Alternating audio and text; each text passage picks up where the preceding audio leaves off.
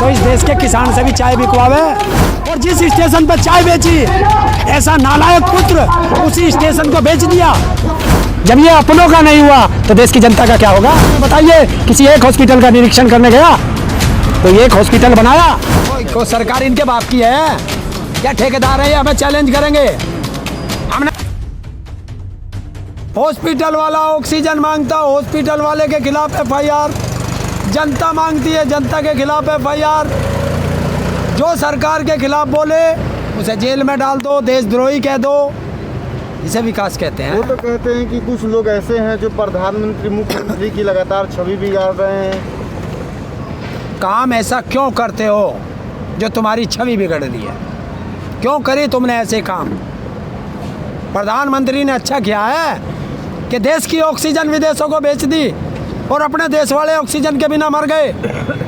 देश की वैक्सीन विदेशों को बेच दी और आज कटोरा लेके सब जगह भीख मांगता फिर रहा। उन्होंने मदद की थी ना दूसरे देशों की। क्या मदद की? दूसरों की? अपने घर को का सारों की गले काट के दूसरों को दे दो खाना, इसे मदद क्या है? दूसरे देश पहले अपना कर रहे हैं तब वे दूसरों को देते हैं।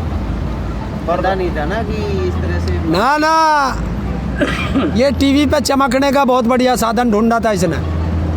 और जब इसे पता नहीं था, सारे वैज्ञानिक बता रहे थे कि देश में दूसरी लहर आने वाली है, दूसरी लहर आने वाली है।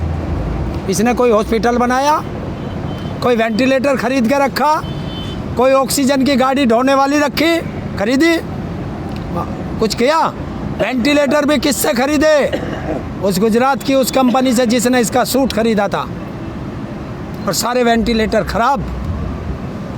अब तो वो बयान दे रहे हैं ना कि लोगों को मैं फ्री में वैक्सीन दूंगा। कौन कह रहा? प्रधानमंत्री बोल। फ्री में कोई अपने बाप का घर बेच के आएगा? फ्री में वैक्सीन देगा? वो जो 35,000 करोड़ बजट में रखा था वैक्सीन के लिए, ये वो है जिसका हिसाब सुप्रीम कोर्ट ने मांग लिया। ये उसका डंडा है। उन्होंने ये भी बयान दिया कि दिवाली तक लोगों को राशन 80 करोड़ जनता को मैं राशन फ्री में दूंगा। क्या लगता है राशन लोगों को मिलेगा? फ्री में देगा? एक को भी नहीं देगा। क्यों? 5 किलो अनाज देगा। 5 किलो 5 किलो अनाज में 1 महीना चल जाएगा एक आदमी का? चल जाता है। 83 ग्राम आता है एक टाइम का भोजन। 83 ग्राम में तेरा पेट भर जाएगा? बताओ।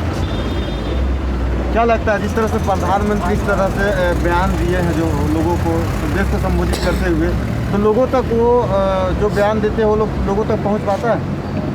नहीं, मुझे क्या पता लोगों तक पहुंच रहा है नहीं पहुंच रहा। पहुंचा है कि नहीं कभी फ्री हैं? राशन? मैं टीवी देखता नहीं। मैंने तो तुम जैसों से सुना कि 5 किलो अनाज देगा। देखिए, जब नरेंद्र मोदी टीवी पे बोलता है मैं नहीं सुनता हूँ। क्यों? कि जो ये बोलता है हमेशा उसका उल्टा करता है। 80 करोड़ लोगों को भोजन देगा, राशन में यही ना आता कि तुझे दे दिया ना जा खा लिए। उस राशन के साथ क्या होगा? नमक भी आता है, तेल भी आता है। जो राशन में राशन डीलर से तेल मिलता था वो हटा दिया गया है, ये ध्यान रखना। चीनी है हटा दी गई है। और गेहूँ चावलेगा तो सूखे। नमक भी चाहिए, मिर्च भी चाहिए, मसाला भी चाहिए। और इससे पूछियो नुका तेरे फुप्पाओं को इन्हें गैस का सिलेंडर भी चाहिएगा जब बनाने को।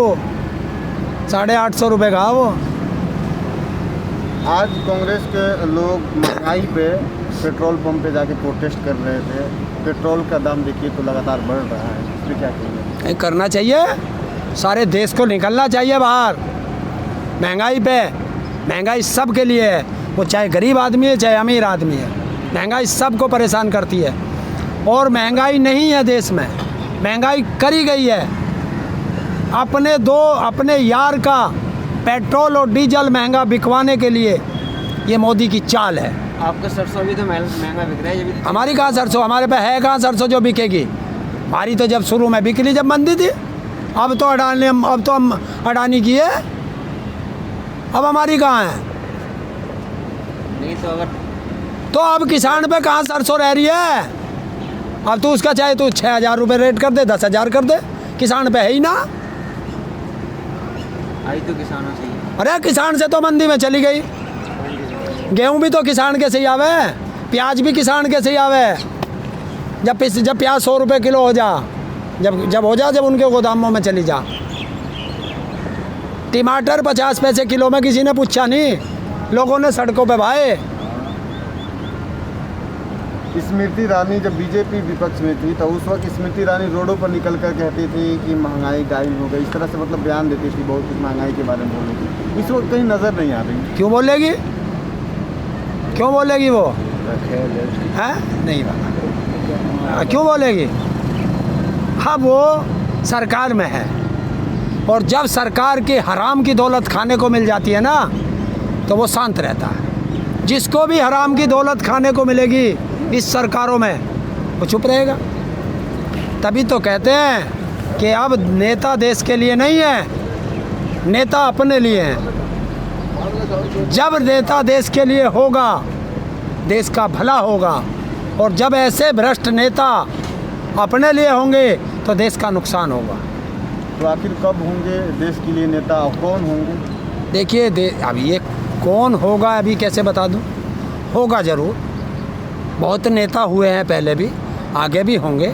तो क्या किसान में से कोई नेता निकलेगा? हाँ, हो सकता है निकल जाए, क्या पता चल रहा। तो क्या भाई देश की जनता का ही, इस देश की जनता का ही तो नेता बनेगा।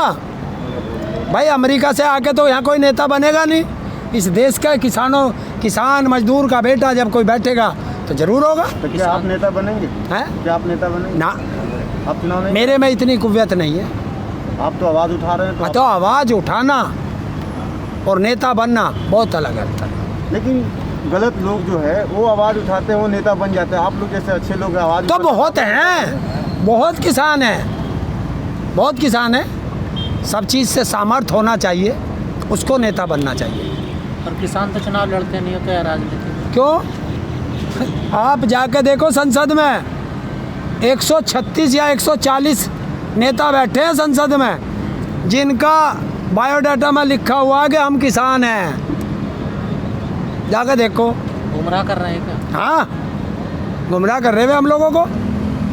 किसान के नाम पर सुविधाएं ले रहे हैं और किसान को गुमराह कर रहे हैं। तो आप भी तो यार राजनीतिक कहते हैं अपने आप? हाँ, है राजनीतिक है, हम कहते हैं राजनीतिक। भारतीय किसान यूनियन है राजनीतिक थी, है राजनीतिक है और है राजनीतिक रहेगी। अब इसमें से ये बाबा हैं हमारे, ये किसान यूनियन में है। कल को अगर इनका मन करे और ये चुनाव लड़ ले तो ये चले जाएंगे, किसान यूनियन छोड़ देंगे। चले जाओ चुनाव लड़ लो। यूनियन तो है राजनीतिक है, जब तक हम उसमें जुड़े हैं है राजनीतिक है। राकेश टिकैत जी 2 बार चुनाव लड़ लिए, उन्होंने तो नहीं छोड़ी यूनियन। क्या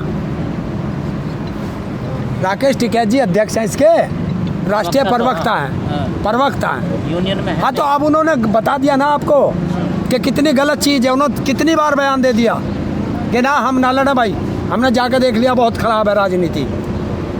तो एक तजर्बा कर लिया उन्होंने, तभी तो उन्होंने बयान दिया। और जब हमारे बड़ों ने तजर्बा कर लिया तो उसका फल हमें भी देखने को मिल गया। तो भैया जो फल कड़वा है उसे जब हमारे बड़ों ने खा लिया तो हम क्यों खा लें?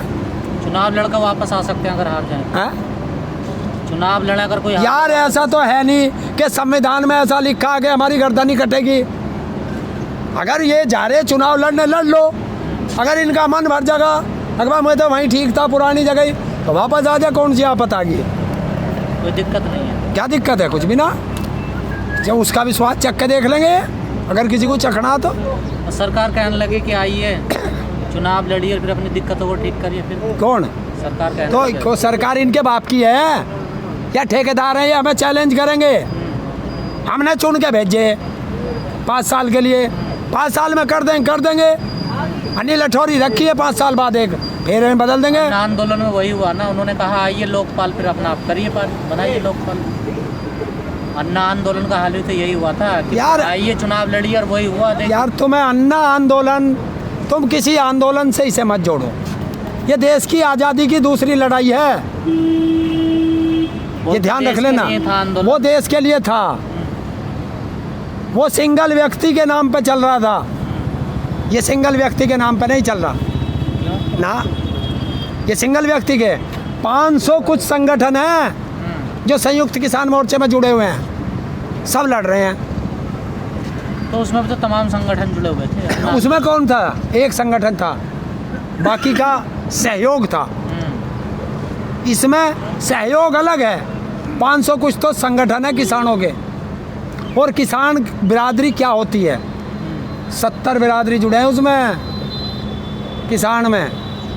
इतनी सारी किसानों के संगठन है, इतने पावरफुल हैं, लेकिन सरकार तो नहीं झुक रही है। ना झुक रही तो क्या करें? झुका देंगे, बदल देंगे। कैसे बदलोगे? चुनाव तो वोट से, वोट से बदल दें हम। किसे दोगे? हैं?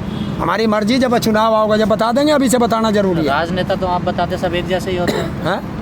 राजनेता तो सब एक जैसे ही होते हैं। देखिए, हमारा एक ही उद्देश्य है, जो किसान की बात करेगा वो देश में राज करेगा, और जो किसान का अपमान करेगा वो देश में राज नहीं कर सकता। ये लिख लो।